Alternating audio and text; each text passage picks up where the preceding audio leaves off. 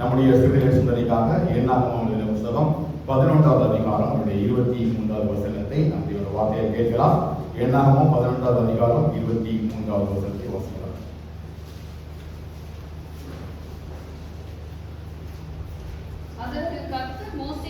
அதற்கு கர்த்தர் மோசேயை நோக்கி கர்த்தருடைய கை குறுகியிருக்கிறதோ என் வார்த்தையின்படி நடக்குமோ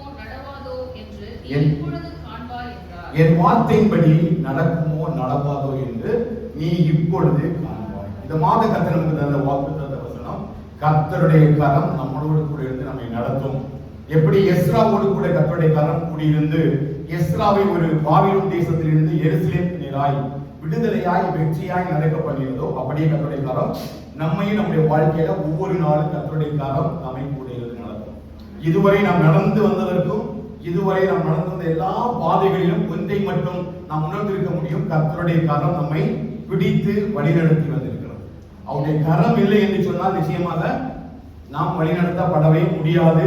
அவருடைய கரம் நம்ம கூட இல்லைனாலும் நம்முடைய பயணம் சரியாக சென்று முடியவும் செய்யாது. அல்லேலூயா. அதைதான் எஸ்ரா தன்னுடைய வாழ்க்கையில ஆண்டவராகிய தேவன் பாபிலோன் தேசத்தில் அடிமைத்தனத்திலிருந்து அவளை விடுதலையாக்கி கொண்டு வர தீர்மானித்த நாட்களில அவன் ஜெபித்த ஒரு ஜெபம், கர்த்தருடைய கரம் எங்களோடு கூட இருந்து எங்களை வழிநடத்தி எங்களை எருசலேமிலே கொண்டு சேர்க்க வேண்டும் என்று சொல்லி அவன் வேண்டிக் கொண்டான். அவன் வேண்டிக் கொண்டதன்படியே கர்த்தர் அவனுடைய பிரயாணத்தை எல்லாம் வாய்க்க செய்து அவன் எங்க கொண்டு சேர்க்கணுமோ கொண்டு கர்த்தர் செய்தார். அல்லேலூயா.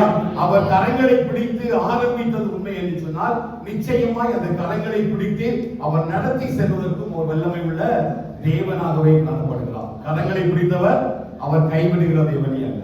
போன வாரம் பார்த்தோம், கர்த்தருடைய கரம் பலத்த கரமாக இருந்து எப்படி இஸ்ரவேல் ஜனங்களுடைய வாழ்க்கையில செங்கடலையும் யோர்தானையும் கடக்க பண்ணியதோ, செங்கடலையும் யோர்தானையும் கடப்பதற்கு சாதாரணமாக மனிதனுடைய சிந்தனைகளினாலும் செயல்களினாலும் அந்த செங்கடலை கடப்பது மிகவும் கடினமான ஒரு காரியம். அவன் யோர்தானை கடக்க வேண்டும் என்று சொன்னாலும் பெருந்திரளான வெள்ளத்தினுடைய இரைச்சல் அந்த யோர்தானை மோதி அடிக்கும் பொழுது சாதாரணமாக ஒரு மனிதன் தன்னுடைய சுய பலத்தினாலும் ஞானத்தினாலும் என்ன செய்ய முடியாது, அந்த யோர்தானை அவர்களை கடக்க பண்ண முடியாது. ஆனா கர்த்தர் சொன்னார், என்னுடைய கரத்தின் வல்லமையை புறஜாதிகளுக்கும் உங்களுக்கும் விளங்க பண்ணும்படி நான் உங்களை இந்த இடத்திலிருந்து நடத்தி கொண்டு போகிறேன் போனேன் என்று சொல்லி சாட்சியாக போன வாரம் பார்த்தோம். கர்த்தருடைய கை பலத்த கரமாக அந்த இஸ்ரவேல் ஜனங்களுக்குள்ளவர்களை வழி நடத்தினர். ஆனா இன்னைக்கு பாருங்க, அடுத்த ஒரு பரிணாமத்துக்குள்ள கர்த்தருடைய கரம் எப்படி தேவ பிள்ளைகளுடைய வாழ்க்கையில கிரியை செய்கிறது என்பதை நம்ம பார்க்க முடியும். 23வது வசனத்துல அழகாக ஆண்டவர் மோசே கிட்ட ஒரு கேள்வி வைக்கிறார். யார் வைக்கிறாரு? மோசே கிட்ட ஒரு கேள்வி வைக்கிறார். என்ன கேள்வி வைக்கிறார்னா, அதற்கு கர்த்தர் மோசேயை நோக்கி, கர்த்தருடைய கை குறுகி இருக்கிறதோ என் வார்த்தையின்படி நடக்குமோ நடவாதோ என்று நீ இப்பொழுது ஆமென் சொல்ல போதா? ஹல்லேலூயா. நம்முடைய ஆண்டவராகிய தேவனுடைய கரம் ஒரு நாள் என்ன செய்யாது, குறுகி போகவே செய்யாது. இது மனிதனுடைய கரத்தை போல வல்லமை இல்லாமலோ செயல் இல்லாமலோ ஒரு செயலை செய்யும் பொழுது நம்முடைய கரம் எப்பொழுது செய்ய முடியாத அளவுக்கு பலவீனம் அடைந்து விடுகிறதோ, அப்படியே ஒரு நாளும் கர்த்தருடைய கரம் என்ன செய்வதில்லை, பலவீனம் அடைவதில்லை, தளர்ந்து போவதில்லை, சோர்ந்து போவதில்லை. அவருடைய கரம் எப்பொழுதுமே எப்படி இருக்குது என்று சொன்னால் நீட்டப்பட்ட கரமாகவே இருந்து கொண்டே இருக்கிறார். ஹல்லேலூயா. புதிய ஏற்பாட்டில் வேதம் சொல்றது, இயேசு தம்முடைய 2 கரங்களை நீட்டி அவர் நம்மை அழைக்கிற தேவனாக இருக்கிறார். வருத்தப்பட்டு பாரஸ்பக்கிறவர்களே, நீங்கள் எல்லாரும் என்னிடத்தில் வாருங்கள் என்று சொல்லி 2 கரங்களை அவர் நீட்டி அவர் தம்முடைய ஜனங்களை தமக்கு நேராக அழைப்பிக்கிற தேவன் என்று சொல்லி தேவனுடைய கரங்களை குறித்து பேசுகிறோம். மோசேக்கு ஆண்டவர் கேள்வி வைக்கிறதற்கு அநேக விதமான ஆவிக்குரிய காரியங்கள் இந்த அதிகாரத்தில் கொடுக்கப்பட்டிருக்கிறது அல்லவா? சில நேரங்களில் சில வாக்குத்தத்தத்தின் வார்த்தைகள், சில விசுவாசத்தின் வார்த்தைகளை நாம் கேட்டிருந்தோம். சில நேரங்களில் நம்முடைய அவிவிசுவாசம் நமக்குள் எழுவப்படுவதனால சில காரியங்களை நம்மால் விசுவாசிக்க முடிவதில்லை. சில நேரம் கர்த்தர் இந்த காரியத்தை எனக்கு செய்ய மாட்டாரோ, செய்ய முடியாதோ என்று நம்ம யோசிக்கக்கூடிய நேரத்தில் நிச்சயமா இந்த வார்த்தையும் நம்முடைய வாழ்க்கையின் ஒரு பகுதியை கடந்து போயிருக்கும். அல்லேலூயா. அது மேல் 2 வசனத்தை வாசிங்க. 21, 22 வாசித்தீங்கன்னா, அதற்கு மோசே, என்னோடு இருக்கிற காலாட்கள் 6 லட்சம் பேர் ஒரு மாதம் முழுவதும் புசிக்கும் இருக்கும்படி அவர்களுக்கு இறைச்சி கொடுப்பேன் என்று சொன்னீரே. ஆடு மாடுகளை அவர்களுக்காக அடித்தாலும் அவர்களுக்கு போதுமா? சமுத்திரத்து மச்சங்களை எல்லாம் அவர்களுக்காக சேர்த்தாலும் அவர்களுக்கு போதுமா என்றார். ஆண்டவரிடத்துல மோசே ஒரு காரியத்தை கேள்வியாக வைக்கிறார். அந்த விசுவாசத்தின் அவிசுவாசத்தின் ஒரு வார்த்தை. மோசே குறித்து வேதம் சொல்ல, அவன் தேவனுடைய வீட்டில எங்கும் உண்மை உள்ளவனாக இருந்தான். மோசையை போல தேவனை முகமுகமாய் கண்டவர்களும் தரிசித்தவர்களும் வேறு யாரும் கிடையவே செய்யார். அப்படி மோசே என்கிறதான அந்த தேவனுடைய ஊழியக்காரன் எவ்வளவோ நேர்த்தியாக உண்மையாக தேவ சமூகத்தில் நடந்தான் என்பதையும், அவனை கண்மலை வெடிப்பிலே வைத்து தம்முடைய கரங்களினால கர்த்தர் மூடி இருந்தார் என்கிறதான எல்லா சம்பவங்களையும் வேதம் நமக்கு காண்பித்து தந்தாலும், இங்கே மோசேயுடைய வாழ்க்கையில ஒரு சந்தேகம், ஒரு அவிசுவாசம். என்ன அவிசுவாசம் அப்படின்னா, நம்ம எல்லாருக்கும் தெரியும், இந்த இஸ்ரவேல் ஜனங்கள் வனாந்தரத்துல வழிநடத்தப்பட்டு கொண்டு வரும் பொழுது இவர்களுடைய உணவை பற்றியதான ஒரு கேள்வி இந்த இஸ்ரவேல் ஜனங்களுக்குள்ளே எழும்புகிறது. இந்த இஸ்ரவேல் ஜனங்களுக்கு என்ன அப்படின்னா, எகிப்து தேசத்திலிருந்து புறப்பட்டு வந்து வனாந்தரத்துல அலைந்து திரிந்த நாட்களில இவருடைய உணவை பற்றியதான ஒரு முறுமுறுப்பை, ஒரு அங்கலாய்ப்பை தேவ சமூகத்திலே எடுத்து சொல்கிறார்கள். 6 லட்சம் காலாட்களோடு படைகளோடு கூட நடந்து போகிற திரிகிற 6 லட்சம் புருஷரோடு கூட இங்கே அழகாக மோசே அந்த வனாந்தரத்திலே ஜனங்களை வழிநடத்தி கொண்டு போகிறார். இந்த 6 லட்சம் ஜனங்களுக்கும் அவர்கள் விருப்பப்படுகிற உணவை கொடுப்பது முடியாத காரியம். அந்த 11வது அதிகாரத்தினுடைய 13வது வசனத்தை வாசிக்கும் பொழுது அங்கே ஒரு காரணம் கொடுக்கப்பட்டிருக்கிறது. இந்த இஸ்ரவேல் ஜனங்கள் எல்லாம் எதற்காக வந்து முறுமுறுக்கிறார்கள்னா, இறைச்சிக்காக முறுமுறுக்கிறார்கள். 11வது அதிகாரம் 13வது வசனத்தை வாசிங்க. இந்த ஜனங்கள் எல்லாருக்கும் கொடுக்கிறதற்கு எனக்கு இறைச்சி எங்கே இருந்து வரும், எனக்கு இறைச்சி கொடு என்று என்னை பார்த்து அழுகிறார்களே. அல்லேலூயா. இவங்க என்ன சொல்றாங்க, இந்த இஸ்ரவேல் ஜனங்கள் கூட்டமாக சேர்ந்து யாருக்கு அழுறாங்க? மோசே இடத்தில் அழுறாங்க. எதற்காக? இறைச்சி கொடுப்பதற்காக. அவன் இந்த தேசத்துல இருக்கிறதான அத்தனை 6 லட்சம் காலாட்படைகள்ல அந்த மனிதர்களுக்கு இறைச்சி கொடுக்கணும்னா, இவன் மோசே தன்னுடைய ஞானத்தினால தன்னுடைய அறிவினால சிந்திக்கிறான். ஒருவேளை எகிப்து தேசத்தில் இருந்தாலும் கூட அங்கே மற்ற மிருகங்களை வாங்கி இருக்க முடியும், நல்ல உணவுப் பொருட்கள் கிடைத்திருக்க முடியும், தேவையான அளவிற்கு பொருட்களை கொண்டிருக்க முடியும். ஆனால் வனாந்தரத்துல இந்த 6 லட்சம் ஜனங்களையும் 6 லட்சம் புருஷர்கள் மற்றும் மனைவிகள் பிள்ளைகள் என்று சொல்லி ஒரு திரளான கூட்டம் இங்கே மோசேயை பின்பற்றி வருகிறார்கள். அப்ப இறைச்சி வேண்டும் என்று சொல்லி இவர்கள் மோசே இடத்துல ஒரு ரிக்வெஸ்ட் வைக்கிறாங்க. அந்த ரிக்வெஸ்டை கேட்ட பொழுது மோசேக்குள்ள ஒரு எண்ணம் என்ன அப்படின்னா, இவ்வளவு மக்களுக்கு எங்க இருந்து நான் இறைச்சி கொண்டு வர முடியும்? இவ்வளவு ஜனங்களை போஷிப்பதற்கு முடியாத காரியம். 4 லட்சம் ஜனங்களுக்கும் அவங்களுடைய குடும்பங்களுக்கும் அவங்களுடைய பிள்ளைகளுக்கும் இறைச்சியை கொண்டு வர வேண்டும் என்று சொன்னால், விருப்பப்பட்டதாக அந்த உணவை கொடுக்க வேண்டும் என்று சொன்னால் நிச்சயமாக வனாந்தரத்தில் ஒருவராலும் செய்ய முடியாது. அவர் என்ன சொல்றாரு பாருங்க, அந்த கடலில் உள்ள மச்சங்கள் இருந்த மச்சங்கள் எல்லாம், சமுத்திரத்து மச்சங்கள் எல்லாம் அவர்களுக்கு சேர்த்தாலும் அவர்களுக்கு போதுமா இல்லை. மோசே யாரு? ஊழியக்காரன்.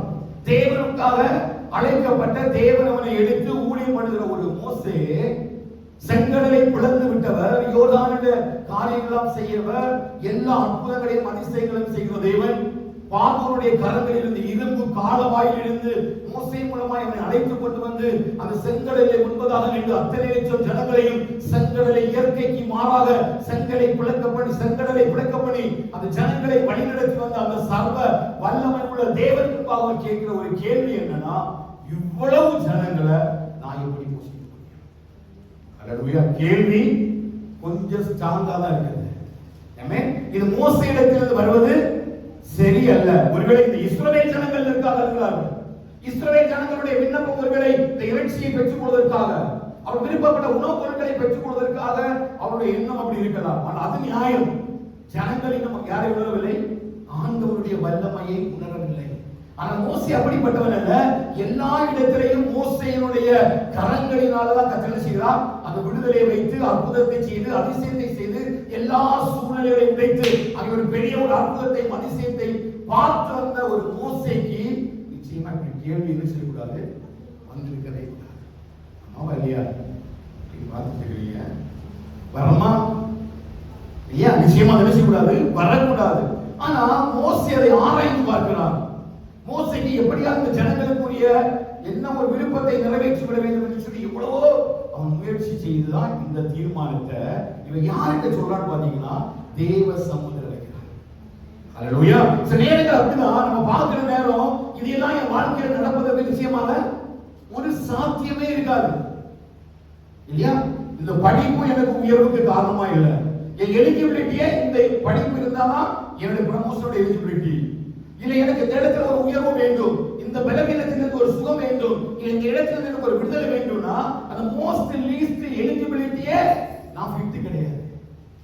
ஆண்டவர் சொல்றாரு, இல்ல நான் உன்னை உயர்த்துகிறேன், இல்ல நான் உன்னை ஆசீர்வதிக்கிறேன், நான் உன்னை பெருக பண்ணுகிறேன், நான் உன்னை எழுப்ப பண்ணுகிறேன் என்று சொல்லலாம். கர்த்தருடைய வல்லமையின் கரம் நம்மளை குறித்து வார்த்தைகளை கொண்டு பேசினாலும் சில நேரங்களில் சூழ்நிலைகள் அதற்கு சாதகம் இல்லாமல் போவதை போலதான் இங்கே மோசே அப்படிப்பட்ட ஒரு உணர்வு தான் இருக்கிறார்.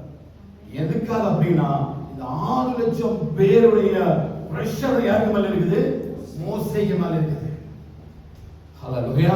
இந்த 6 லட்சம் பேருடைய அந்த பிரஷரும் காடியோட பிரஷர் மோசே சுமந்து இருக்கலாம். இப்ப போய் சொல்ற ஆண்டவரே இதனால தனியா அந்த பாரத்தை தாங்க முடியாது. ஆண்டவர் அதற்கு அவனுக்கு வழிவகை செய்கிறார். ஆண்டவர் எல்லா இடங்களிலும் மோசேயுடைய விருப்பத்தின்படி அவன் கேட்டுக் கொண்டதற்கு நடந்த ஒரு இடத்திலையும் தோல்வி இல்லாமல் வெற்றியை உருவாக்கி கொடுத்த அந்த சர்வ வல்லமையுடைய சமூகத்துல கேள்வியோடு வருகிறார். அல்லேலூயா. நீங்களோட கேள்வியோடு நீ வந்திருக்கீங்கன்னு எனக்கு தெரியாது. அல்லேலூயா. ஆனா இன்றைக்கு கர்த்தருடைய வார்த்தையின்படி நடக்க போகிறது என்பதை கர்த்தர் நம்முடைய வாழ்க்கையில தெரியப்படுவார்.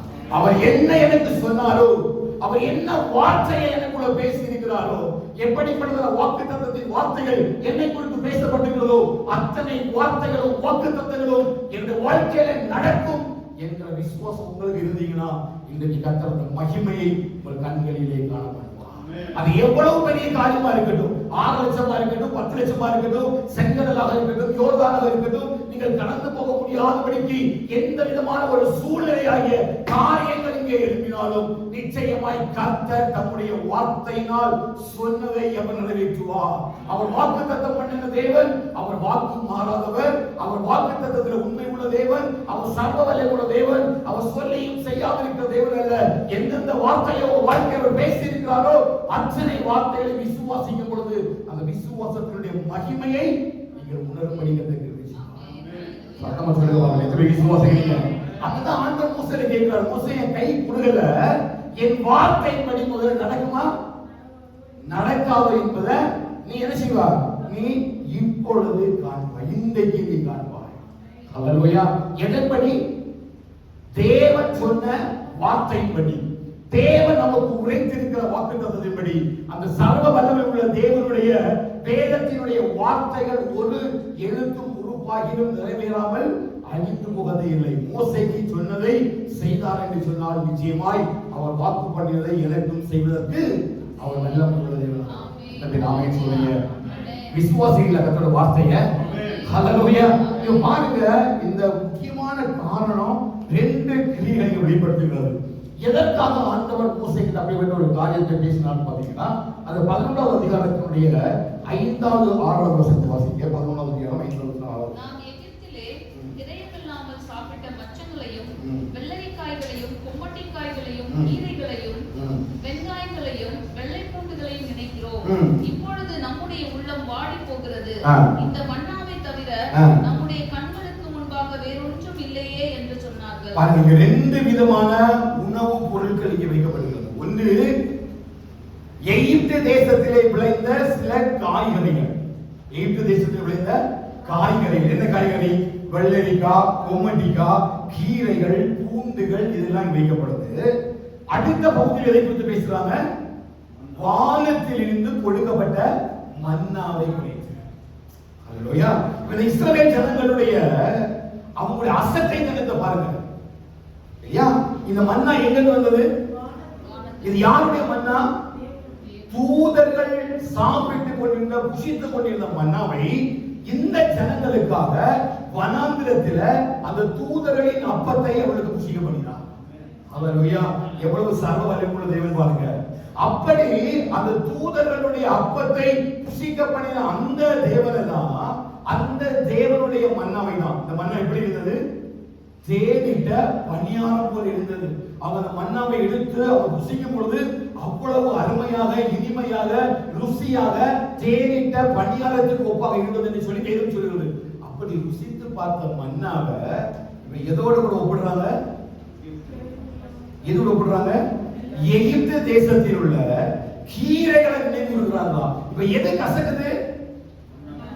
மன்னா எப்படி இருந்தது? தேனிட்ட பணியாரம் போல இருந்த மன்னா இப்ப எதுக்கு அளவு கூட இனிக்கல?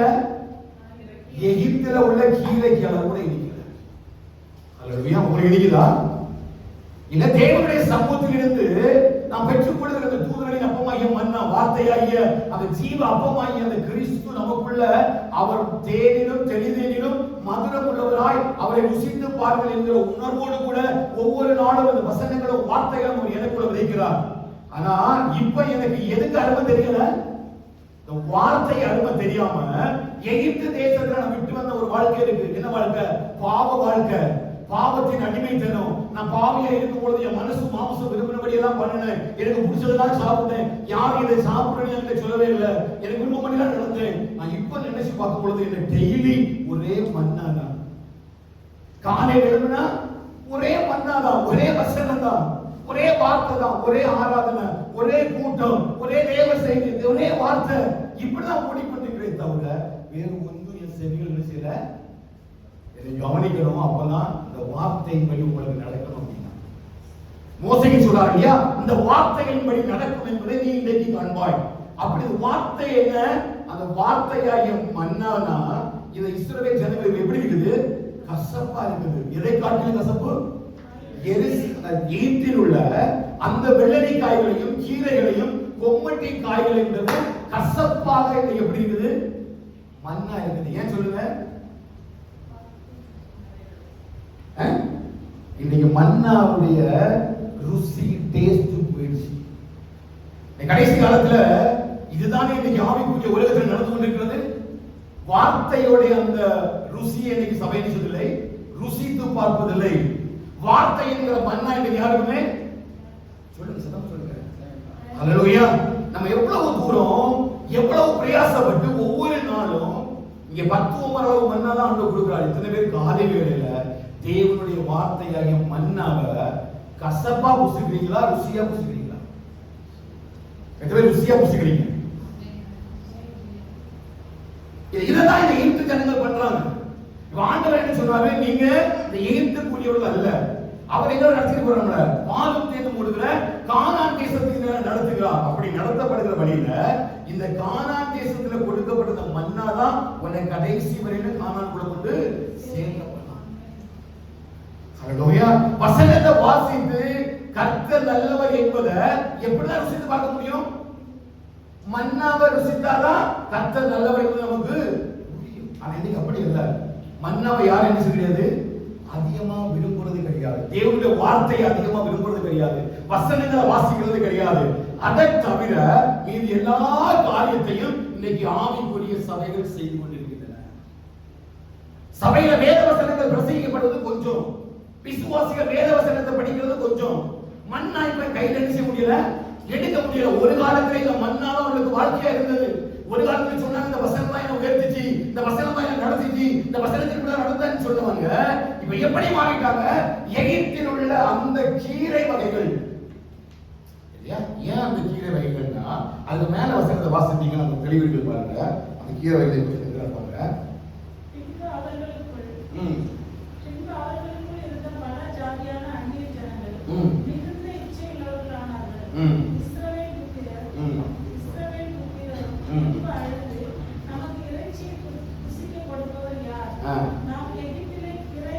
இப்ப யார் அங்கே இருக்கிறாங்க? இப்ப ஏன் எகிப்தினுடைய கீரை எல்லாருக்கும் தெரியுமா? ஏன் சொல்லுங்க? இப்ப அந்நிய ஜனங்களும் கூட யாரு கலந்துருக்கிறார்? இந்த ஜனங்கள் இருக்கிறாங்க. ஆண்டவர் சொன்னாரு, உங்களை நான் அந்த தேசத்திலிருந்து எனக்காக பரிசுத்தப்படுத்தி எடுத்துக்கொண்டேன். அப்போ அந்நிய ஜனங்களோடு கூட நம்ம கலவும் பொழுது எதுதான் டேஸ்டா இருக்கும்? அப்ப ஆவிக்குரிய வாழ்க்கையில நம்ம செய்யற ஒவ்வொரு காரியமும் தேவ ஜனத்தோடு கூட சேரும் பொழுது, அப்பத்தை புசிக்கிற கூட்டத்தோடு கூட சேரும் பொழுது அந்த அப்பம் எனக்கு எப்படி இருக்கும்? டேஸ்டா இருக்கும். ஆனா அந்நிய ஜனங்களுக்குள்ள கலக்கும் பொழுது இந்த அந்நிய ஜனங்கள் என்ன பண்றாங்க? என்னை அவர்களுடைய இச்சைகளுக்கு இழுத்துக் கொள்கிறார்கள். அதனால சாலமோன் ஆண்டவர் சொன்னாரு, நீ ஒரு பொழுதும் அந்நிய பெண்களை என்ன செய்யாத, திருமணம் பண்ணாத, அவர்கள் உன்னை தேவனை விட்டு விலக பண்ணுவார்கள். படிச்சிருக்கீங்களா? சாலமோனுடைய நாட்கள் ஆண்டவர் தெளிவா சாலமோனுக்கு வச்ச ஒரு காரியம் என்ன அப்படின்னா, உன்னுடைய ஃபெல்லோஷிப் யாரு கூட இருக்குதோ அந்த ஃபெல்லோஷிப் மாதிரி தான் நீ நடத்தப்படுவா. அதுக்கு முக்கியமான காரணம் சாலமோன். அதனால அந்த அந்நிய ஸ்திரீகளை எல்லாம் கல்யாணம் பண்ணி அவர்களுக்கு என்ன சொல்லி மேலைகளையும் கோயில்களையும் கட்டி அங்கே தேவனுடைய ஆலயத்தை சுற்றி விக்கிரகத்தை வச்சதுனால கடைசி நாட்களில் எருசலேமுக்கு ஒரு அழிவு ஏற்பட்டது.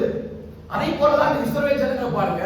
ஒருவேளை இந்த ஜனங்கள் அந்நிய ஜனங்கள் இவன் வனாந்திரத்தில் வழிநடத்தப்படும் பொழுது பகுதி கட்டுகிற ஜனங்களாக நடந்து வந்தார்கள்.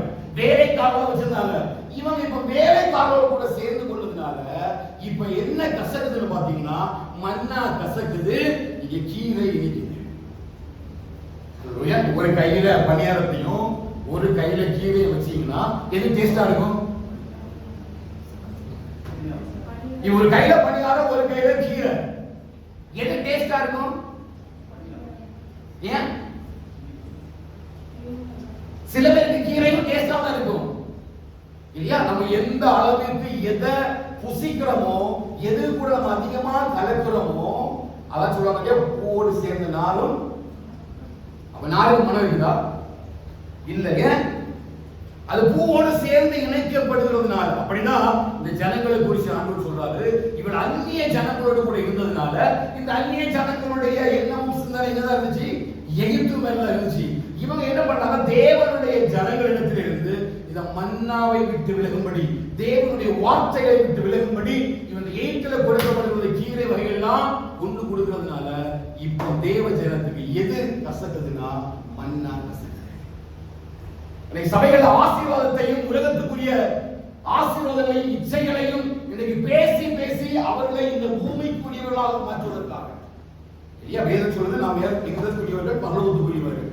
பூமிக்குரிய கூடாரமாகிய கைகளை அழிந்து போனாலும் ஒரு வேலையில்லாத ஒரு வீடு நமக்காக கட்டப்பட்டிருக்கிறது. நம்ம எல்லாருடைய செல்வமும் எங்க வைக்கப்பட்டிருக்கிறது? பரலோகத்தில் வைக்கப்பட்டிருக்கிறது. பரலோகமே சொந்தமே என்று சொல்லி பாடுகிற ஜனக்கூட்டம் தான் எங்க இவங்க முழுசா செட்டில் விரும்புறாங்கன்னா இந்த பூமிக்கு. காரணம் என்ன? இவங்களுக்கு போதிக்கப்படுகிற வசனம், இவங்க பின்பற்றுகிற பாதைகள், இவருடைய சேர்க்கைகள் எல்லாம் யாரோட இருக்குன்னு பாத்தீங்கன்னா அந்நிய ஜனங்களோடு கூட கலந்திருக்கிறார்கள். அப்படி என்னன்னா இஸ்ரவேல் ஜனங்கள் என்ன சொல்லியிருக்கணும்? மன்னாவை எங்களுக்கு தந்தவர் எங்களுக்கு இறைச்சியையும் தருவதற்கு வல்லமை உள்ள தேவனாகவே இருக்கிறார். நீ என்ன சொல்லிருக்கணும்?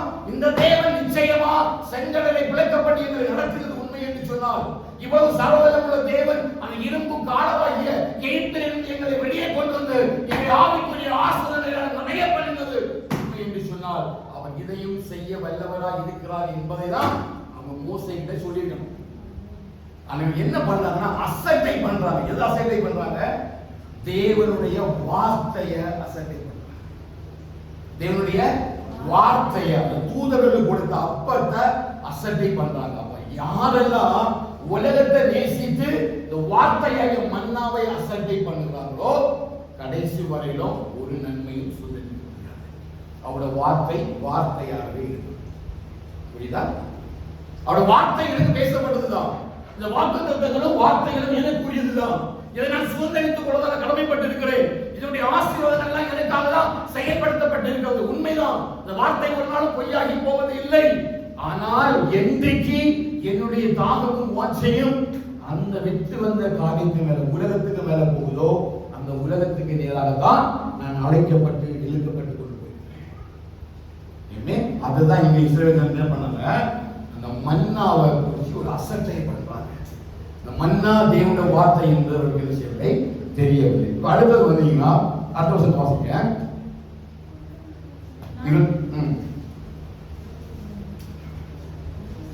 11 பாருங்க, 5வது 6வது வருஷம் வாசிங்க.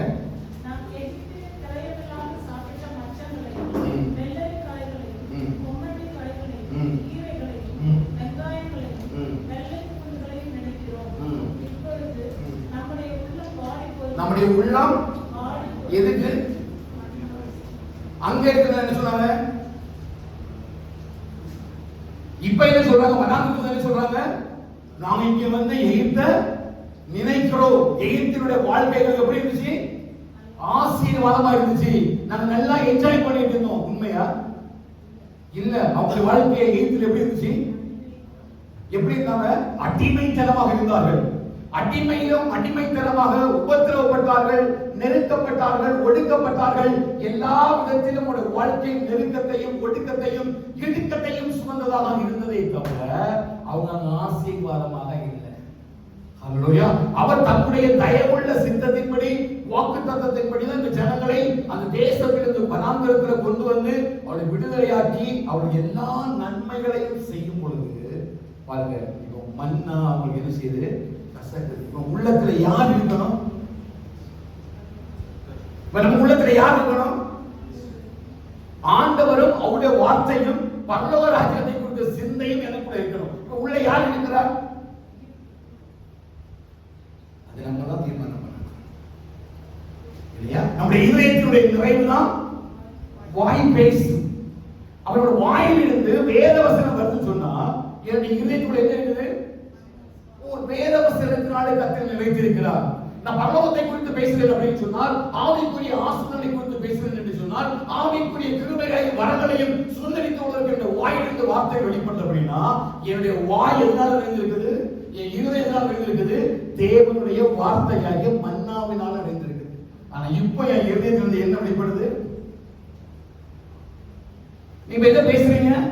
எதுக்காக நீங்க ப்ரோலாக் பண்றீங்க? எதை தேடி ஓடுறீங்க? உன்னுடைய நோக்கம் எதுவாக இருக்கிறது? உன்னுடைய எண்ணம் எதுவாக இருக்கிறது? உன் எண்ணமும் சிந்தனை எதை நாடி நாடி ஓடுகிறதோ அதுதான் உன் இதயத்துக்குள்ள அடைபட்டு இருக்கிறது. இப்ப எளிதாக தேவ சமூகத்துல நான் என்னை சோதித்து ஆராய்ந்து பார்க்கும் பொழுது என்னுடைய இதயத்தினுடைய நினைவுகள் என்ன என்பதையும், என்னுடைய விண்ணப்பம் என்ன என்பதையும், என்னுடைய காரியங்கள் என்ன என்பதையும் என்னுடைய இருதயம் நிறைவாக வெளிப்படுத்தி ஹல்லேலூயா. அந்த இருதயத்துடைய காரியங்கள் அவைகளை நிறைவாக வெளிப்படுத்தி விடும். அதனால்தான் அந்த ஜனங்கள்னால என்ன பண்ண முடியல? அந்த இருதயத்துல எகிப்தை விட்டு வெளியில வர முடியல. அதனால இன்னைக்கு அநேகர் பின்மாறி போகிறார்கள்.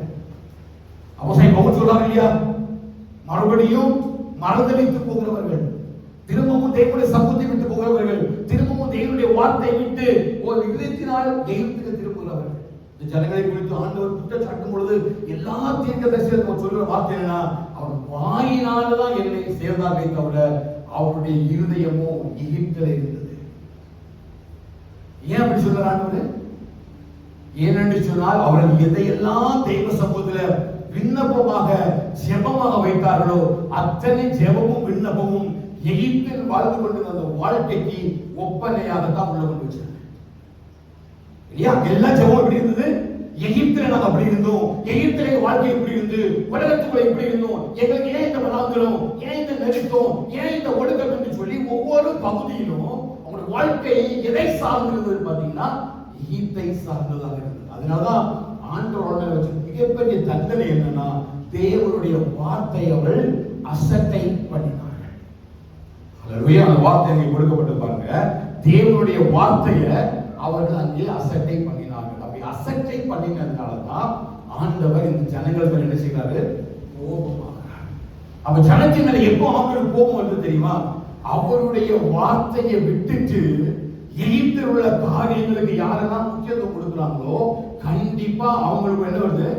தேவ கோபம் வருகிறது. அதனாலதான் அந்த 6வது 9வது வசனத்தை வாசிங்க.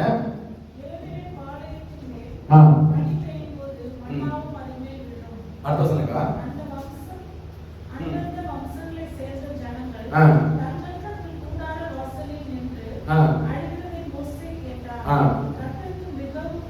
கர்த்தருக்கு மிகுந்த கோபம் உண்டாகிவிட்டது. ஏன் கர்த்தருக்கு கோபம்?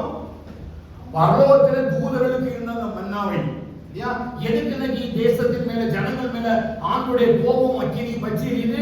தம்முடைய ஒரே பேரான குமாரனாகிய கிறிஸ்துவை அவர் இந்த பூமியிலே நமக்காக அனுப்பி நமக்காக ஒரு பெரிய ஒரு ரட்சிப்பையும் ஒரு மீட்பையும் ஏற்படுத்தினார். ஆனால் அந்த ரட்சிப்பையும் மீட்பையும் அவரையே அசட்டை பண்ணுகிறார். இந்த உலகத்துக்குரிய காரியங்களுக்காக, உலகத்துக்குரிய கிரியைகளுக்காக, உலகத்துக்குரிய செயல்களுக்காக இவர்கள் எதை அசட்டை பண்ணுறாங்க பாத்தீங்கன்னா, தேவனுடைய வார்த்தையை, அவருடைய குமாரனாகிய கிறிஸ்துவை அசட்டை பண்ணுகிறதுனாலதான் இன்னைக்கு அவர் விண்ணப்பம் பண்ணியும் கர்த்தருடைய வார்த்தையினுடைய செயல்பாடு அவர்களுக்கு நடக்கிறது. ஆனால் அதை ஆராய்ந்து பார்க்கும்போது எதை சொல்றாங்க? ஒருவேளை கர்த்தருடைய கை குறுகி இருக்கிறதோ, கர்த்தருடைய கரங்களில் எனக்கு செய்ய முடியாதபடிக்கு கர்த்தருடைய கரங்கள் கூறி இருக்கிறதோ என்று சொல்லி அவர் நோக்குகிறார்கள். ஆனா அதனுடைய பின்பகுதி என்னன்னு கேட்டீங்கன்னா, அவர்கள் தேவனுடைய குமாரனாகிய கிறிஸ்துவை அசட்டை பண்ணுகிறார்கள், தேவனுடைய வார்த்தையை அசட்டை பண்ணுகிறார்கள், தேவனுடைய கிருபையை அசட்டை பண்ணுகிறார்கள். மாயை பின்பற்றுபவர்கள் தங்களுக்கு ஒரு கிருபையை போக்கடிக்கிறார்கள். அப்ப தேவனுடைய கிருபையோ, தேவனுடைய வார்த்தையோ, தேவனுடைய வசனத்தையோ, அவருடைய மன்னாவையோ தன்னுடைய வாழ்க்கையில ஏற்றுக்கொள்வதற்கு அவர்கள் ரெடியா இல்லை. அதனாலதான் கர்த்தருடைய கோபம் அவர்கள் மேல உண்டது. இவளுக்கு இறைச்சி கொடுக்காம மாத்திரமல்ல, அதே யாத்திராம 16ஆம் அதிகாரத்தில வந்தீங்கன்னா, ஏற்கனவே ஆண்டவர் இந்த ஜனங்களுக்கு இந்த காரியத்தை அவர் வாக்குத்தத்தமாக பண்ணியிருந்தார். யாத்திராகமம் 16ஆவது அதிகாரம் 6வது வசனத்திலிருந்து வாசிக்கலாம். அப்பொழுது மோசேயும் ஆரோனும் இஸ்ரவேல் புத்திரர் எல்லாரையும் நோக்கி, கர்த்தர் உங்களை எகிப்து தேசத்திலிருந்து புறப்பட பண்ணினவர் என்பதை சாயங்காலத்தில் அறிவீர்கள். புதிய காலத்தில் கர்த்தருடைய மகிமையை காண்பீர்கள். கர்த்தருக்கு விரோதமான உங்கள் முறுமுறுப்புகளை அவர் கேட்டார். நீங்கள் எங்களுக்கு விரோதமாய் முறுமுறுக்கிறதற்கு நாங்கள் எம்மாத்திரம் என்றார்கள். பின்னும் மோசே சாயங்காலத்தில், நீங்கள் புசிக்கிறதற்கு கர்த்தர் உங்களுக்கு இறைச்சியையும் விடிய காலத்தில் நீங்கள் திருப்தி அடைகிறதற்கு அப்பத்தையும் கொடுக்கையில் இது விளங்கும். கர்த்தருக்கு விரோதமாக நீங்கள் முறுமுறுத்த உங்கள் முறுமுறுப்புகளை அவர் கேட்டார். நாங்கள் எம்மாத்திரம், உங்கள் முறுமுறுப்புகள் எங்களுக்கு அல்ல, கர்த்தருக்கே விரோதமாய் இருக்கிறது. ஏற்கனவே இந்த ஜனங்கள் எதற்காக முறுமுறுக்கிறாங்க? அவன் மன்னாவுக்காகவும் இறைச்சிக்காகவும் முறுமுறுக்கிறாங்க. எங்க நான் 16ஆவது அதிகாரம் 16ஆவது அதிகாரம் 2வது வசனத்தை வாசித்தீங்கன்னா, அந்த வனாந்திரத்திலே இஸ்ரவேல் புத்திரராகிய சபையார் எல்லோரும் மோசேக்கும் ஆரோனுக்கும் விரோதமாக முறுமுறுத்து, நாங்கள் இறைச்சி பாத்திரங்கள் அண்டையில் உட்கார்ந்து அப்பத்தை திருப்தியாக சாப்பிட்ட எகிப்து தேசத்திலே கர்த்தரின் கையால் செத்து போனோமானால் காவில்லை. எவ்வளவு வைராக்கியமா பேசினோம். என்ன பண்றாங்க? நாங்க எகிப்து தேசத்துல இறைச்சி பாத்திரத்துல உட்கார்ந்து இவங்க என்ன பண்றாங்க? நல்ல சமாதானமா இருந்து சாப்பிட்டாங்க. அப்படியே சாப்பிட்டாங்க. எப்படி சாப்பிட்டாங்க? வைக்கோலா இருக்கிறதுக்கு அது பொருள் கூட கொடுக்காம 2 தரத்துக்கு அதிகமா இவளுக்கு குடும்பப்படுத்தி அந்த ராஜா அவர்களை ஒடுக்குகிறான். இவருக்கு சாப்பிடுறதுக்கு நேரம் கிடையாது, தூங்குறதுக்கு நேரம் கிடையாது, உட்கார்றதுக்கு நேரம் கிடையாது. எங்க? எகிப்துல. ஆனா இங்க தேவ சமுத்திரம் சொல்றாங்க பாருங்க, நாங்க அங்க எப்படி இருந்தோம் தெரியுமா? நாங்க இறைச்சி பாத்திரத்துல உட்கார்ந்து பொரிச்ச இறைச்சி எல்லாம் சாப்பிட்டு ரொம்ப சந்தோஷமா ஜாலியா இருந்தோம் என்கிற ஒரு காரியத்தை அங்க சொல்றதை நம்ம பார்க்கிறோம். ஆனா நமக்கு தெரியுது இல்ல, உங்களோட வாழ்க்கை வேறு விதமாக இருந்தது. ஆனாலும் ஆண்டு சொல்றாங்க, அவன் திரும்ப சொல்றாங்க, இந்த கூட்டம் முழுவதையும் பட்டினியால் கொள்ளும்படி நீ எங்களை எகிப்திலிருந்து அப்படியே புறப்பட பண்ணாராங்க. இவங்க தேசத்திலிருந்து மறுபடியும் ஆண்டவர் கானானுக்கு கொண்டு வரும் பொழுது பட்டினியா நிரம்பிய கத்தர்களை கொண்டு வந்தாரு. எப்படி இருந்தாங்க?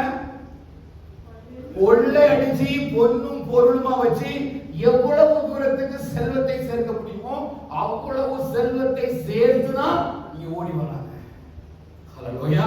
ஆனா இங்க வந்துட்டு அவங்க பேச்சு என்ன அப்படின்னா, நாங்க ரொம்ப செழிப்பா இருந்தோம், நாம நல்ல ஜாலியாக இருந்தோம், எங்களுக்கு ஒரு பிரச்சனையும் இல்ல, நாங்க சந்தோஷமா தான் இருந்தோம். ஆனா இங்க வந்து பார்த்தா ஆண்டவர் எங்களை கொல்லுவதற்கு கொண்டு வருகிறார்.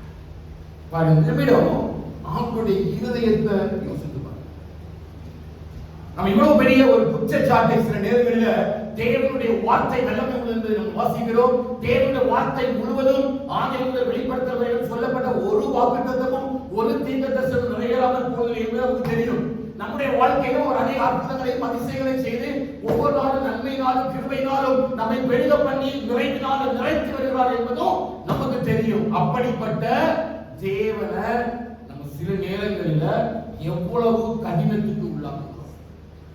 என்னுடைய கிரியைகள் மூலமாக, என்னுடைய எண்ணங்கள் மூலமாக, என்னுடைய சிந்தனைகள் மூலமாக நான் தேவனை விட்டு வழி விலகி போறதுனால, கர்த்தருடைய சமூகத்தை விட்டு விலகி போறதுனால எந்த அளவிற்கு அவர் என்னை குறித்து மனஸ்தாபப்படுகிறார். ஹல்லேலூயா. அது ஏற்கனவே ஆண்டு மனுஷனை படைத்த உடனே ஆதியாகமம் 6வது அதிகாரத்திலே சொன்னார். என்ன சொன்னாரு? மனுஷனுடைய இருதயத்தின் நினைவுகளின் தோற்றங்கள் எல்லாம் நித்தமும் பொல்லாதது. எப்படி இருக்கும்? பொல்லாத எண்ணத்தை உடையவனால மனுஷன் வாழ்றான் இல்லையா? இந்த பேசேஜ கொஞ்சம் நம்ம ரீட் பண்ணி பார்த்தோம்னா நிச்சயம் நமக்கே இந்த இஸ்ரவேல் ஜனங்கள் மேல ஆத்திரம் வரும். ஏன் அப்படின்னா, ஒரு தேவன் இவர்களை இருப்பு காலவாயில் இருந்து இவருடைய அழுகையின் சத்தத்தை கேட்டு நெருக்கத்தில் இருந்து விசாலத்தை உண்டாக்கி எந்த ஒரு எதிர்பார்ப்பும் இல்லாம எவ்வளவு அழகாக வேதம் சொல்ல ஒரு தகப்பன் தன் பிள்ளைய சுமந்தது போல சுமந்து கொண்டு வந்து ஒரு இடத்துல தாகமா இருக்க விடல, ஒரு இடத்துல வஸ்திரம் இல்லாம இருக்க விடல, எதையெல்லாம் இவங்க ஆசைப்பட்டு கேட்டாங்களோ அத்தனை காரியங்களை நிறைவேற்றி நடத்தி வந்த தேவனுக்கு விரோதமாக எப்படி இந்த ஜனங்களால எப்படி இந்த ஜனங்களால ஆண்டவருக்கு விரோதமாய் பேச முடியும்? ஒருவேளை நமக்கு அப்படி இருந்தால் நம்மை படைத்த சர்வ வல்லமையுள்ள தேவன் எவ்வளவு கவலைப்படுவார்? கண்டிப்பா நம்முடைய இதயத்தின் நினைவுகளை தோற்றமெல்லாம் சத்தமா சொல்லுங்க, இதய நினைவுகளை தோற்றமெல்லாம் நித்தமும் பொல்லாதது. சொன்னவர் கண்டிப்பா செய்வார். அதான் விசுவாசம். விசுவாசம் என்பது என்ன? எபிரேய 11 என்ன சொல்றது? விசுவாசம் காணப்படாதவைகளின்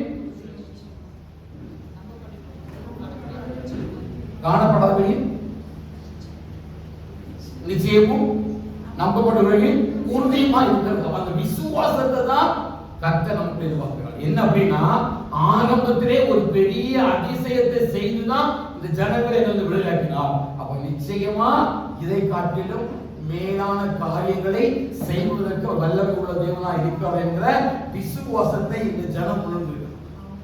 சொல்லுவாங்க. ஆனா இந்த ஜனத்துக்கு என்ன இல்ல? விசுவாசமும் இல்ல, நன்றியும் இல்லை இல்லையா? எத்தனையோ தேவர்கள் இருந்தார்கள், எத்தனையோ சூழ்நிலை இருந்தது. ஆனா எந்த தேவர்களும் இவருக்கு செய்யல, நன்மை செய்யவே இல்லை. அல்லேலூயா. ஆனா நன்மை செய்த கடவுளை மறந்து நன்றி அகலிங்கால் வாய் மூடிப்பார். அதனால பவுல் சபைக்கு எழுதுறாரு, உலகம் நீங்க என்ன செய்யுங்க, நன்றி அகலிங்கால் வாய் மாறிவிடாது.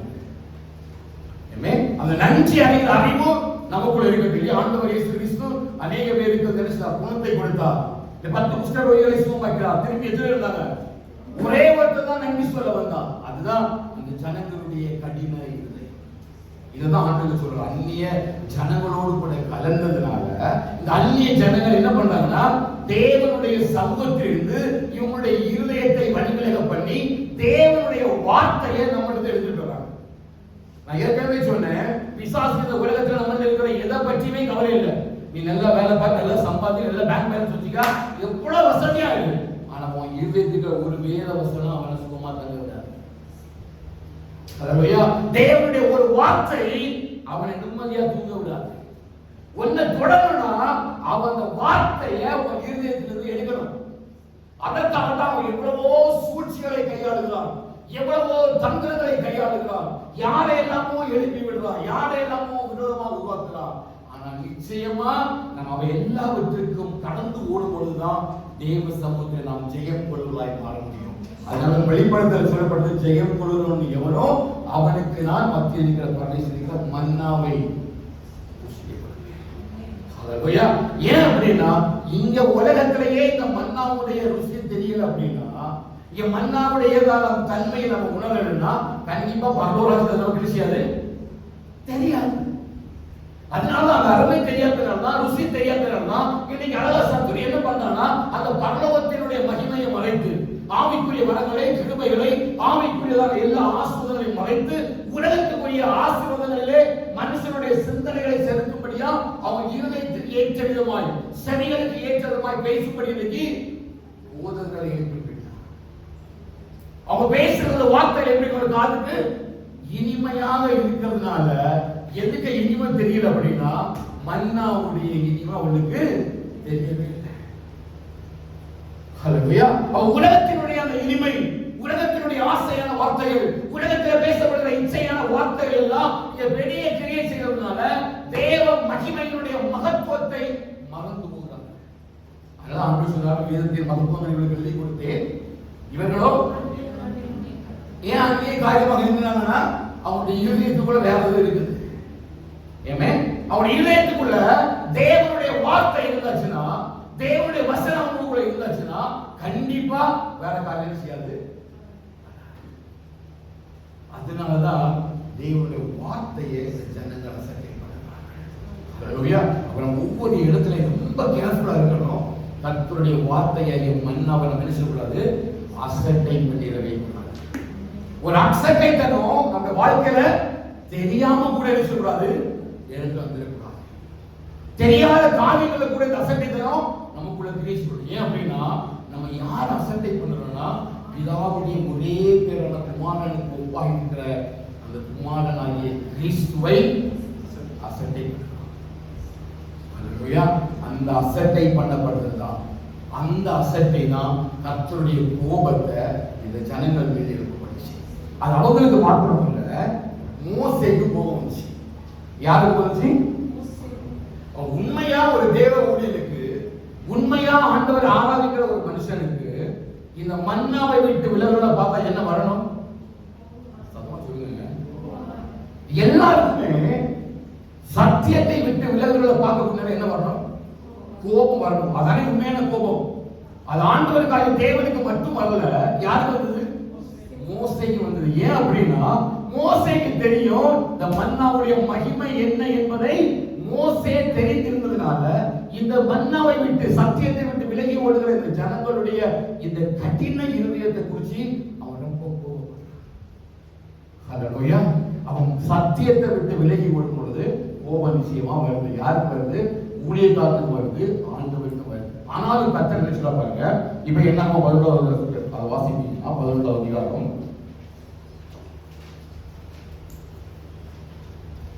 என்ன 11வது அதிகாரம்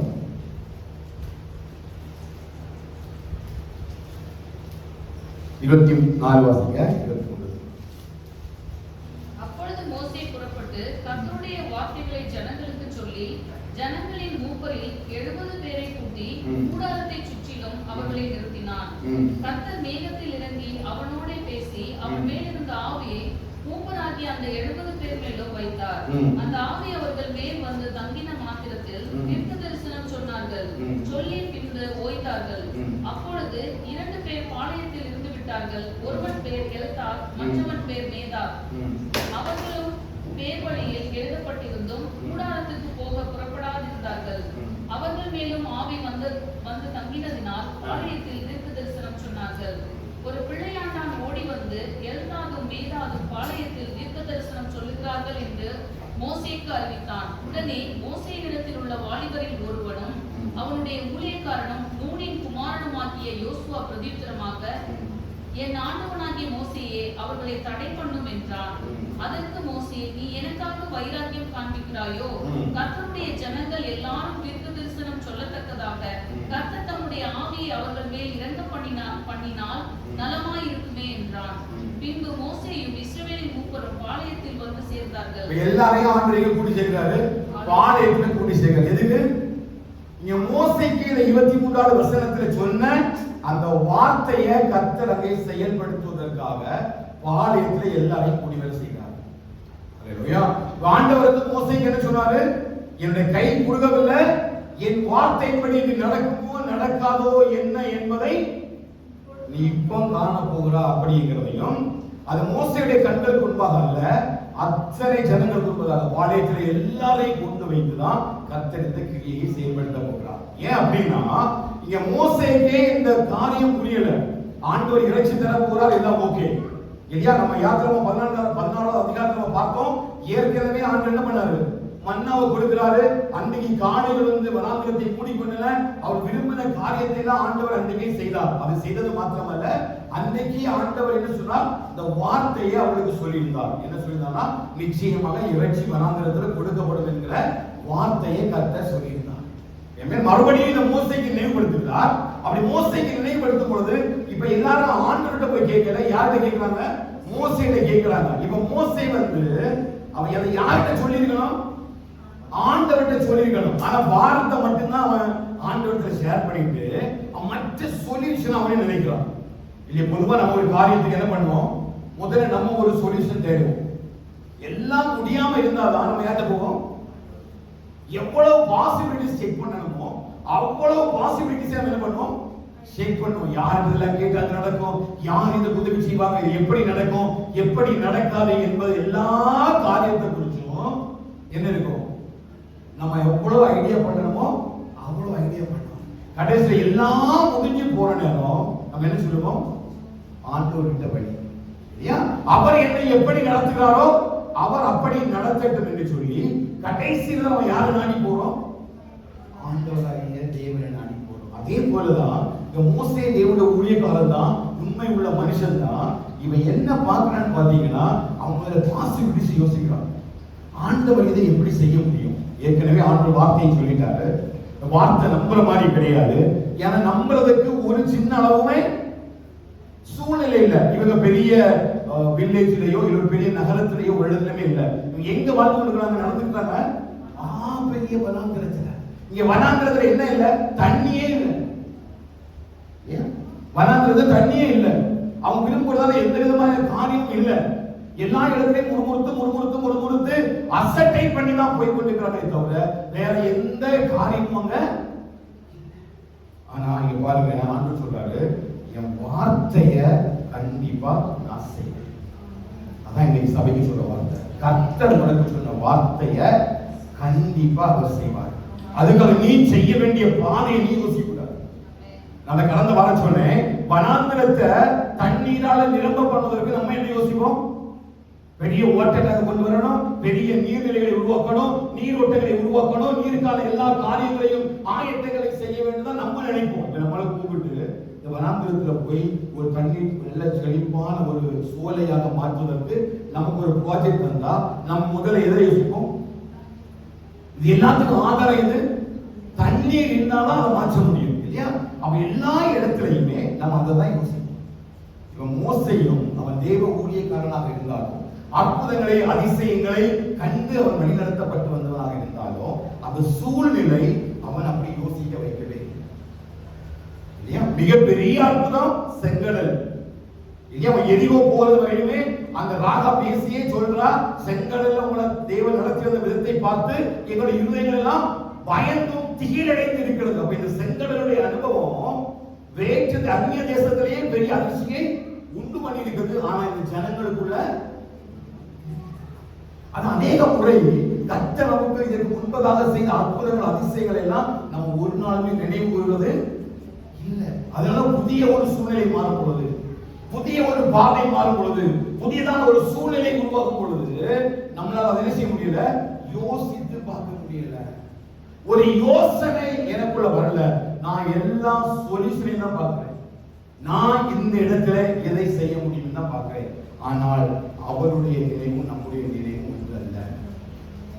அவருடைய பாதைகளும் என்னுடைய பாதைகளும் ஒன்றும் அல்ல. அதனாலதான் ஆண்டவர் அதுல சொல்லுவாரு, நீ காற்றையும் காண மாட்டாய், மழையும் காண மாட்டாய். ஏன் சொன்னாரு? அவருடைய நினைவுகள் என்ன அப்படின்னா, எப்படி ஒரு நல்ல பெருங்காற்று அடிக்கும், மேகம் கறக்கும், மழை பெய்யும், பள்ளத்தாக்கள் தண்ணீரால கிடக்கும். இதானே சோர்ஸ். இது யாரே சோர்ஸ்?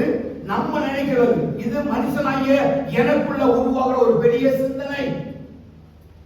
எனக்குள்ள உருவாகிற ஒரு பெரிய சிந்தனை. ஒரு வனாந்திரத்துல தண்ணீர் தடாகமாக மாற வேண்டும் என்று சொன்னால் முதலாவது இருதயத்தில் வரக்கூடிய பெரிய காரியம் என்ன அப்படின்னா, என்ன பண்ணணும்?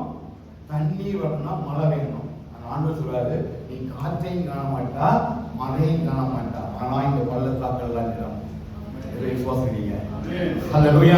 வாழ்க்கையை கர்த்தர் மாற்றுவதற்கு வெளிப்படையா எல்லாத்தையும் செய்ய வேண்டிய அவசியமே அல்ல. அவர் சர்வ வல்லமை உள்ள தேவன். அவர் சொன்னபடியே ஆகும். அவர் கட்டளையிட நிற்கும். அதுதான் தேவனுடைய வார்த்தையுடைய வல்லமை. அவர் எங்கெல்லாம் தன்னுடைய வார்த்தையை சொன்னாரோ, 100 சொல்ற ஆண்டவரே ஒரு வார்த்தை சொல்லும். சாத்தியமா? சாத்தியமாது ஒரு வார்த்தையினால இதுக்கு முன்பதாக எங்கேயாவது அற்புதம் நடந்ததா? இல்ல. ஆண்டவரே ஆச்சரியப்படுறாரு. இஸ்ரவேலுக்குள்ள இப்படிப்பட்ட ஒரு விசுவாசத்தை நான் காணவே இல்லை. அவனுக்குள்ள அப்படிப்பட்ட ஒரு பெரிய ஒரு விசுவாசத்தினுடைய காரியம் அங்கே ஏற்பட்டது. ஹல்லேலூயா.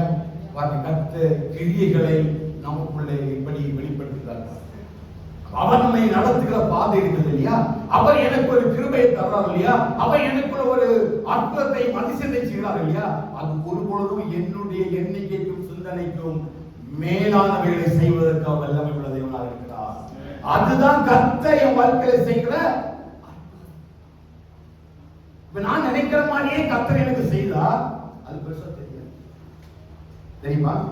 தெரியாது. ஆனா அவருடைய பாதைகளில ஒரு அற்புதத்தையும் அதிசயத்தையும் செயல்படுத்தும் பொழுது கர்த்தர் மேலான காரியங்களை கர்த்தர் நமக்கு என்ன செய்கிறார்? செயல்படுத்த ஆரம்பிக்கிறார். 37 வசனத்தை வாசிக்கிறோம். அப்பொழுது கர்த்தரிடத்திலிருந்து புறப்பட்ட ஒரு காற்று சமுத்திரத்திலிருந்து காடைகளை அடித்துக் கொண்டு வந்து பாளையத்திலும் பாளையத்தை சுற்றிலும் இந்த பக்கம் ஒரு நாள் பிரயாணம் மட்டும் அந்த பக்கம் ஒரு நாள் பிரயாணம் மட்டும் கரையின் மேல் 2 முழ உயரம் விழுந்து கிடக்க செய்தது. பாருங்க, ஹல்லேலூயா. இப்போ மோசே நினைக்கிறான், இந்த 6 லட்சம் பேருக்கும் எங்க இருந்து வரணும்? சமுத்திரத்து மச்சங்கள் எல்லாம் கொண்டு வந்தா கூட போதாது. ஆனா ஆண்டவர் சொல்றாரு, ஒரே ஒரு காத்து, ஒரே ஒரு அந்த காற்றுக்கு நமக்கு இவ காத்து அடிச்சா நமக்கு தெரியுமா? வலிமை தெரியுமா? ஆண்டவர் சொல்றாரு, மகளே நீ போ, உனக்கு ஒரு காற்று அடிக்கும், நீ கர்த்தருடைய வார்த்தையுடைய மகிமையை காண்பாய். எப்படி விசுவாசிக்கிறீங்க? நிச்சயமா என் வாழ்க்கையோட காற்று அடிக்கும்னு சொன்னா நீ விசுவாசிக்கிறீங்களா? நான் வீட்டுக்கு போறதுக்கு முன்னாடி ஒரு காற்று எனக்கு அடிக்கும், அந்த காற்றுல கர்த்தருடைய வார்த்தையின் மகிமையை காண்பாய்னா ராமிலே திரு நீ விசுவாசிக்கல. நீ என்ன வேணாலும் யோசிங்க, என்ன வேணாலும் எழுதி நினைச்சிடுங்க, முடியாத எந்த ஒரு காரியத்தை போய் நீங்க நினைச்சிட்டு சொல்லுங்க, ஆண்டவரே இந்த காற்று எனக்குள்ள அடிச்சுனா கண்டிப்பா இந்த வார்த்தையுடைய மகிமையை நான் காண்பேன் விசுவாசிக்கிற மற்றொரு ஆண்டவர். ஹல்லேலூயா. அப்ப அந்த மகிமையினுடைய காற்று எனக்குள்ள அடிக்கும் பொழுது, அந்த மகிமையினுடைய கிரியைகள் அந்த காற்று வரும் பொழுது, ஏன்னா கர்த்தர் யோபுட்ட எப்படி பேசினாரு? பெருங்காற்றில் இருந்து பேசினார். ஹல்லேலூயா. கர்த்தருடைய வார்த்தை எப்படி போகும் தெரியுமா? பெருங்காற்றை போல தீவிரித்து போமா. அதனால ஆண்டவர் தாவீதை சொன்னாரு, இந்த மொசு கொட்டைகளில் இருந்த நுனி விட்டு இலையோட நுனியினுடைய இரைச்சல் கேட்கும் போது நம்ம முன்னணி எவ்வளவு வேகமா அவர் தம்முடைய பிள்ளைகளுக்கு செய்கிறார் பாருங்க. அதனாலதான் கர்த்தர் நம்முடைய காற்றை அனுப்புகிறார். ஹல்லேலூயா. வனாந்திரத்துல ஒரு பெரிய ஒரு காற்று, பெரிய ஒரு காற்று வருது. அந்த காற்று வெறுமையான காற்று அல்ல, காடைகளை அடித்துக் கொண்டு ஒரு காற்று அங்கே இறங்குவதை நம்ம பார்க்க முடியும். ஹல்லேலூயா. கர்த்தர் அந்த காற்றை நம்ம மேலையும் சபை மேலையும் அடிக்க வைப்பாரா? ஒரு பெரிய ஒரு பெருங்காற்று காடைகளை கொண்டு வந்தது போல ஜனங்களை கொண்டு வரும்படிக்கு ஒரே ஒரு காற்று சபைக்குள்ள அடிக்கப்படுவார் என்று சொன்னால் சபையை முழுவதுமாய் நிரப்புவதற்கு என் தேவனுடைய வார்த்தைகளுடைய வல்லமை பயங்கரமே உள்ளது. எதை விசுவாசிக்கிறீங்க? இது வேற ஒண்ணும் தேவையில்லை. இது மட்டும் போதும், ஒரே ஒரு காற்று மட்டும் போதும். அந்த காற்று மூலமா கண்டிப்பா பெரிய கிரியைகளை என்ன செய்ய முடியும்? தேவ சமூகத்துல காண முடியும். அந்த காற்றை கர்த்தர் உங்களுக்குள்ள அடிமை செய்ய போறாங்க. என்ன சூழ்நிலை இருந்தாலும் சரி, ஒரு பெருங்காற்றின் சத்தம் உங்க காதுகள்ல கேட்கும். உன் பலவீனத்துல, உன் சுகவீனத்துல, உன் கஷ்டத்துல, உன் நஷ்டத்துல, உன்னுடைய எல்லா சூழ்நிலையிலையும் ஒரு பெரும் வெள்ளத்தினுடைய இரைச்சல் போல பெருங்காற்றினுடைய சத்தம் காதுகளை துடிக்கும். அந்த காற்றினுடைய சத்தம் உனக்கு கேட்கும் பொழுது கர்த்தர் உன் வீட்டை காடைகளினால நிரப்பியிருப்பார். ஹல்லேலூயா. காடைனா அந்த உணவு நீ என்ன விரும்புறியோ அது உனக்கு அந்த காற்றில் இருந்து கிடைக்கும். ஹல்லேலூயா. கர்த்தர் அந்த வார்த்தையை சொல்லிதான் அனுப்பினாரு. இந்த வார்த்தையை நீ விசுவாசிச்ச அப்படின்னா, மோசே கூட அந்த விசுவாசம் இல்லை. ஆனா மோசே இந்த வார்த்தையை சொன்ன பிறகு ஆண்டவர் சொன்ன எல்லா காரியத்தையும் கீழ்படுகிறோம். அதுவரையிலும் மோசே என்ன இல்ல? விசுவாசம் இல்லை. 6 லட்சம் பேருக்கு, 6 லட்சம் ஜனங்களுக்கு இவ்வளவு காடைகளை கொண்டு வர முடியும்னு மோசேனால விசுவாசிக்க முடியல. ஆனா தேவன் சொல்றாரு, கை கொடுக்கிறப்பா என் வார்த்தையோட மகிமை நீ இன்னைக்கு காண்பாய்ன்னு சொன்ன உடனே அவன் பாளையத்துக்கு இந்த மூக்கெல்லாம் அழைத்து கொண்டு போய் பாளையத்தை எடுக்கிறான். அவன் அந்த வார்த்தையை விசுவாசித்து அங்க போனதுனால ஒரு பெருங்காற்றினுடைய சத்தம் அங்கே கேட்கிறான். ஹல்லேலூயா. மன்னாவை ருசி பார்க்கிறவனுக்கு தான் அந்த காற்றினுடைய சத்தம் கேட்கும். யார் இந்த வார்த்தையின்படி விசுவாசிக்கிறானோ, யாரெல்லாம் கர்த்தருடைய வார்த்தை வல்லமை உள்ளது, இந்த வார்த்தை நம்முடைய வாழ்க்கையில அதிசயங்களையும் அற்புதங்களையும் செய்ய முடியும் என்று சொல்லி எவன் ஒருவன் விசுவாசிக்கிறானோ அவனுடைய வாழ்க்கையில டெய்லி இந்த பெருங்காற்று அடிச்சுட்டே இருக்கும். இன்னைக்கு மட்டும் இல்ல, ஒவ்வொரு நாளும் அந்த பெருங்காற்றின் சத்தத்தை கேட்கும். அந்த பெருங்காற்றினுடைய சத்தம் இன்றைக்கு மாத்திரமல்ல, அந்த பெருங்காற்றின் சத்தம் நேற்றைக்கு மாத்திரமல்ல, அந்த பெருங்காற்றின் சத்தம் ஒவ்வொரு நாளும் நீ தேவனுடைய வார்த்தை மேல வைக்கிற விசுவாசத்தின் அடிப்படையில அந்த பெருங்காற்றினுடைய சத்தம் எப்படி நடக்கும் தெரியுமா?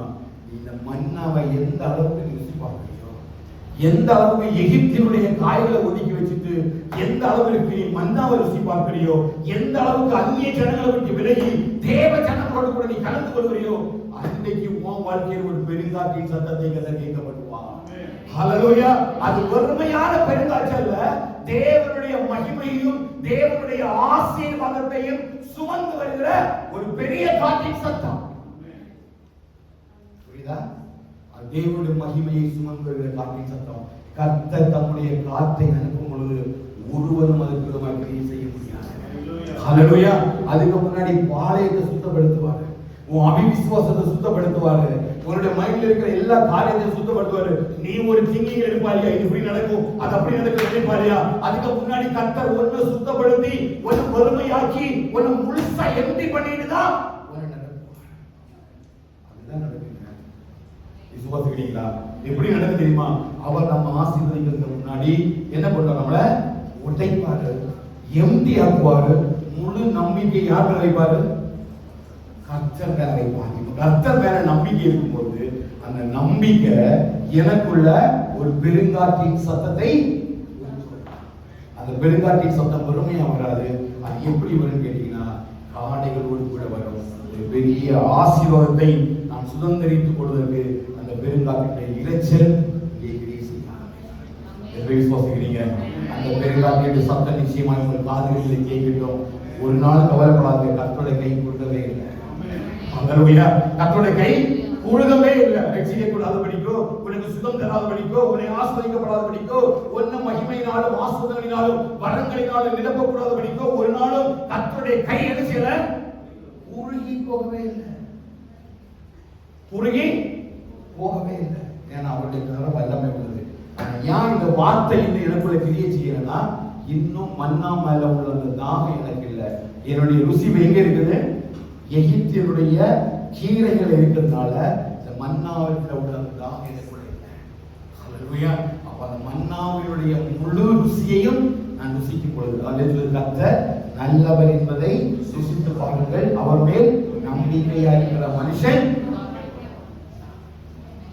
கர்த்தரை ருசிக்க ஆரம்பிச்சுட்ட, மன்னாவை நீ ருசிக்க ஆரம்பிச்சுட்ட, நீ எல்லாவற்றையும் விட்டுட்டு முழுசா உன் வாழ்க்கைக்குள்ள நீ மன்னால செலுத்த ஆரம்பிச்சுட்ட அப்படின்னா கண்டிப்பா கர்த்தர் என்ன செய்வாரு?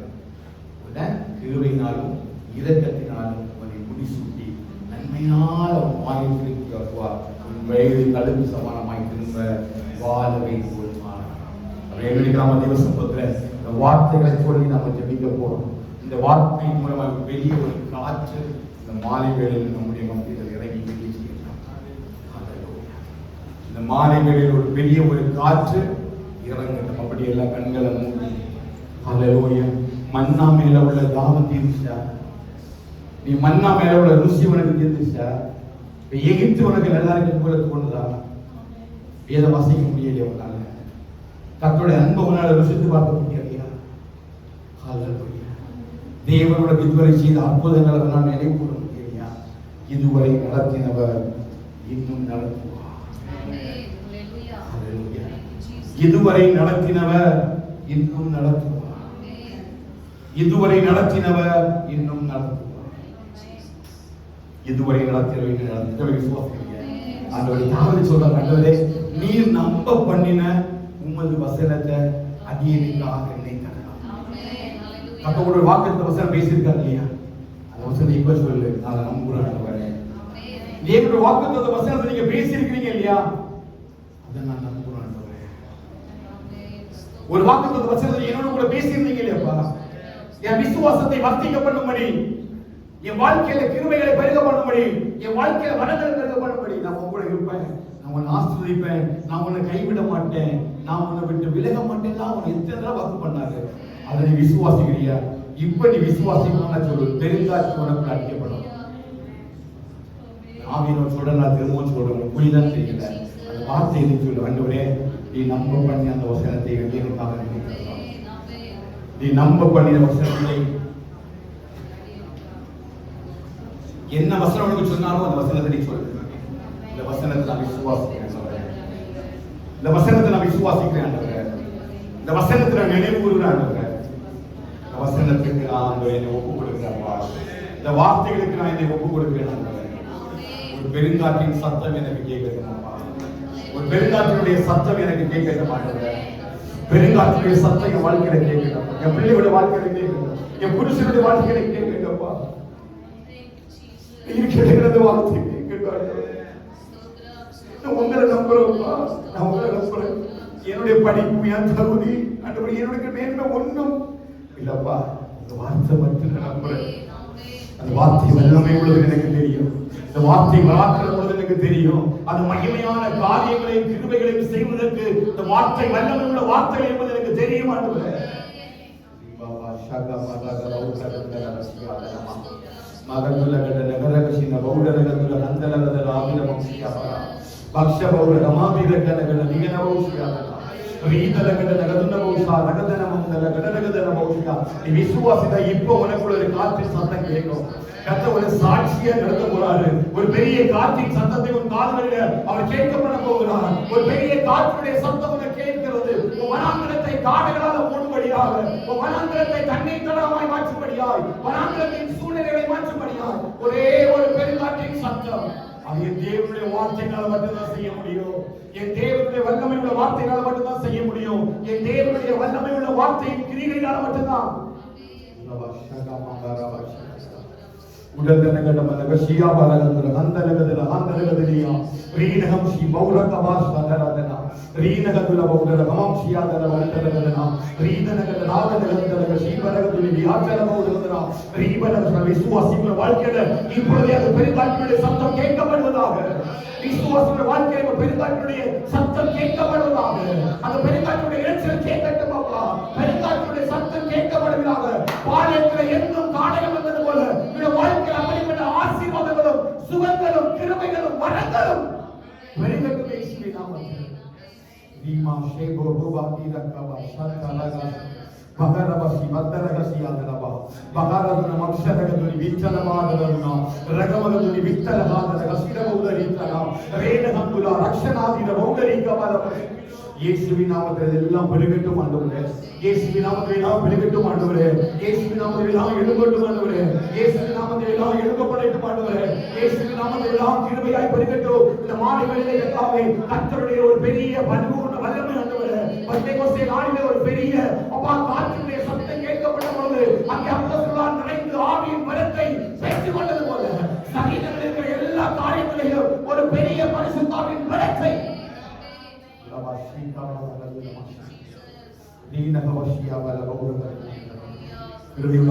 வார்த்தைகளுக்காக மோசேயே என் கை கொடுக்கவில்லை. இது மனுஷனுடைய கரத்தை போல அல்ல. இது மனுஷனுடைய கரத்தை போல தளர்ந்து போகிற கரங்கள் அல்ல. மனுஷனுடைய கரத்தை போல இது சோர்ந்து போகிற கரங்கள் அல்ல. இது மனுஷனுடைய கரத்தை போல உடைந்து போகிறது அல்ல. அது பலத்த வல்லமை உள்ள கரம்.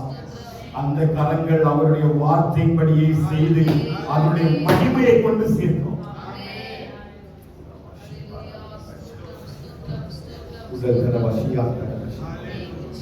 ஆண்டவருடைய கிருபைக்குள்ள முழுமையாக எங்களை ஒப்புக் கொடுக்கிறோம். ஆண்டவரே எங்களை தாழ்த்துகிறோம். ஆண்டவரே ஒரு வார்த்தைகளை கொண்டு பேசுவதற்காக வசனங்களை கொண்டு நிரப்பிவிடுவதற்காக சொல்லுகிறோம். கர்த்தர் எங்களுக்கு தந்திருக்கிற நல்ல விடுதலைக்காக சொல்லுகிறோம். கர்த்தருடைய ஆசீர்வாதம் நிறைவாக எங்களுக்குள்ள பெருகட்டும். கர்த்தருடைய மகிமை நிறைவாக எங்களுக்குள்ள தங்கியிருக்கிறது. மாதம் முழுவதும் இந்த வசனத்தை கொண்டே நடத்தி ஒவ்வொரு நாளும் எங்கள் பெருங்காற்றினுடைய சத்தத்தை கேட்பார்களாக. வானத்திலிருந்து ஒரு பெருங்காற்றின் சத்தம் இறங்கி வரும்படியாக நாங்கள் ஜெபிக்கிறோம். ஹல்லேலூயா. மகிமைப்படுங்க ஆண்டவரே. நீங்க மகிமைப்படுங்க. நீங்க மகிமைப்படுங்க. கர்த்தருடைய கரங்களுடைய கிரியைகள் வெளிப்படுகிறதை ஜெபிக்கிறோம். ஸ்தோத்திரம் ஆண்டவரே. பரிசுத்த ஆவியானவரே வார்த்தைகள் இன்னும் எங்களை உருவாக்கட்டும். இந்த வார்த்தைகள் எல்லா மொழிகளையும் வாசிக்குள்ள ஜெபிக்கிறோம். கர்த்தருடைய பரிபூரண பிரசன்னத்துக்குள்ள சமாதானத்துக்குள்ள கிருபைக்குள்ள நிறைவாக எங்களை மூடி மறைத்து அதை செயல்படுத்தும்படியாக நாங்கள் ஜெபிக்கிறோம். பரிசுத்தமாய் வாழ்க்கை தெரிவித்திருக்கிறார். அதே நாளில் பாதுகாப்பு வேடி போல வருணங்க பிள்ளைகள் பெரியவர் சிறு எல்லாமே கர்த்தருடைய அளவில்லாத கரம் நிறைவாக எழுதிய முதலமான மறைவுகளையும் சர்வர்களுடைய குடும்பங்களை மூடிக்கொள்ள கர்த்தர் கிருபை செய்கிறார். அதை தாழ்த்துவோம் ஒப்புக் கொடுக்கிறேன். பாதுகாப்பு மகிழ்ச்சிக்கு சொல்லி நீங்கள் மேம்படுத்த தேவ கிருபைகளுக்காக இந்த மகிமையெல்லாம் நாம் கொண்டு செல்கிறோம். இயேசுவின் நாமத்தில் ஜெபிக்கிறோம் எங்கள் ஜீவனுடைய நல்ல பிதாவே. ஆமென். யாசின் சுவாமி ஆத்துமாவை கையில் செய்து என் முழுவதும் வேண்டும் ஆத்துமாவை கையில் செய்து ஆமென். ஆமென். யாசோதரமணி கர்த்தராகிய இயேசு கிருபையும் பிதாவாகிய தேவனுடைய அன்பும் பரிசுத்தமானதையும் இந்த வாக்காளர்களிலும் ஆண்டவராகிய இயேசு கிறிஸ்துவின் சகல பரிசுத்தமான சபையோடும் நாம் அனைவரும் குழந்தை இருப்பதாக. ஆமென். ஆமென். ஆமென். ஹல்லேலூயா. ஹல்லேலூயா. ஹல்லேலூயா. சமாதானத்தோடு போய் வாருங்கள். கர்த்தர் உங்களை ஆசீர்வதிப்பாராக. சிலுவை சுமந்து இயேசுவின் பின் சிரித்த முகமாய்